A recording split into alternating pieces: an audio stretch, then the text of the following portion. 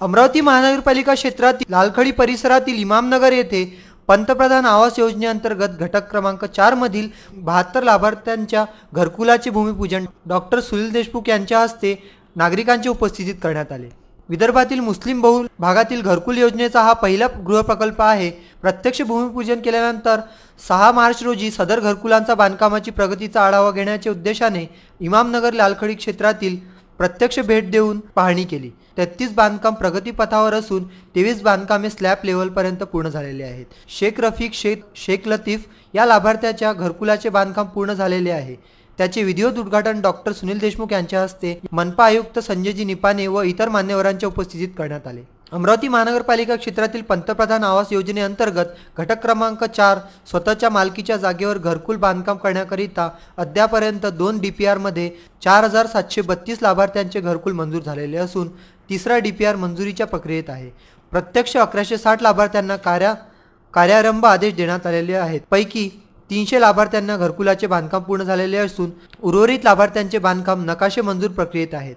पंतप्रधान आवास योजनेअंतर्गत जास्तीत जास्त नागरिकांना लाभ मिळवून देणार असल्याचे आमदार डॉक्टर सुनील देशमुख यांनी यावेळी प्रतिपादन नमूद केले। अमरावती शहरातील पश्चिमेकडील भागात लालखडी परिसरात हा प्रामुख्याने मुस्लिम बहुल परिसर आहे। येथे डॉक्टर सुनील देशमुख तत्कालीन पालकमंत्री असताना अकोली वळण रस्त्याच्या बांधकामावेळी बाधित झालेले 120 कुटुंबे बेघर होणार होती, परंतु डॉक्टर सुनील देशमुख यांच्या विशेष प्रयत्नाने या कुटुंबांना पुनर्वसन अमरावती महानगरपालिकेद्वारे त्यावेळी 2 एकर जागेमध्ये 500 चौरस मीटर भूखंड देऊन ही वस्ती बसविण्यात आली होती व त्यास इमामनगर नाव देण्यात आले होते। परंतु या वस्तीमध्ये राहणार नागरिक हे प्रामुख्याने श्रमजीवी वर्गातील असून मोलमजुरी करून आपली गुजराण करीत असल्यामुळे पक्क्या स्वरूपाचे घरे बांधणे त्यांना शक्य नव्हते। आतापर्यंत आलेल्या घरकुल योजनेतील विविध अटींमुळे हे नागरिक अद्यापही घरकुलांपासून वंचित होते। ही बाब येथील सर्व नागरिकांनी डॉक्टर सुनील देशमुख यांना निवेदनाद्वारे निदर्शनास आणून दिली, परंतु प्रत्यक्ष जागेची मालकी हक्क नसल्यामुळे त्यांना घरकुलाचा लाभ मिळणे दुरापास्त होणार असल्याचे लक्षात आले। परंतु ही जागा महानगरपालिकेच्या मालकीची असून महानगरपालिकेने त्यांना तसे प्रमाणपत्र त्यावेळी दिले होते। ही बाब डॉक्टर सुनील देशमुख यांनी प्रशासनाच्या निदर्शनास आणून दिली। त्यामुळे जागेच्या मालकी हक्काची अडचण दूर होऊन या गोरगरीब नागरिकांना पंतप्रधान आवास योजनेचा लाभ मिळाला। या निर्णयाअंतर्गत सुरुवातीला 60 नागरिकांना आपले अर्ज सादर केले। यापैकी 27 नागरिकांनी आपल्या जागेत रीतसर शुल्क भरून महापालिकेतून बांधकाम परवानगी मिळवून घेतली होती।